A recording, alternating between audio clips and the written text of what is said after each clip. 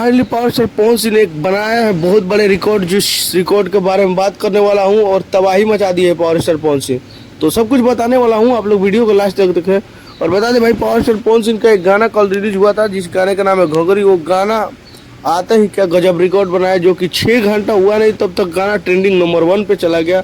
और पवन सिंह के फैंस लोगों ने इतना ज़्यादा प्यार दिए और इतना पसंद किए, जो कि गाना अभी तक भाई 5 मिलियन प्लस व्यू।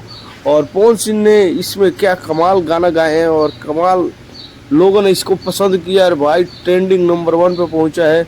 और गाना की बात करें भाई, गाना में क्या ज़बरदस्त क्वालिटी है तो भाई पावर स्टार पवन सिंह ने, और गाना ट्रेंडिंग नंबर 1 पे सारे बॉलीवुड लोगों को पीछे छोड़ के पवन सिंह ने ट्रेंडिंग नंबर 1 पे पहुंच गए हैं और पहुंच के राज कर रहे हैं, जो कि मेन पेज और म्यूजिक सेक्शन में भी ज़बरदस्त रिकॉर्ड बनाया है भाई। म्यूजिक और मेन पेज दोनों पे पवन सिंह का ट्रेंड हो रहा है 1 नंबर पे गाना।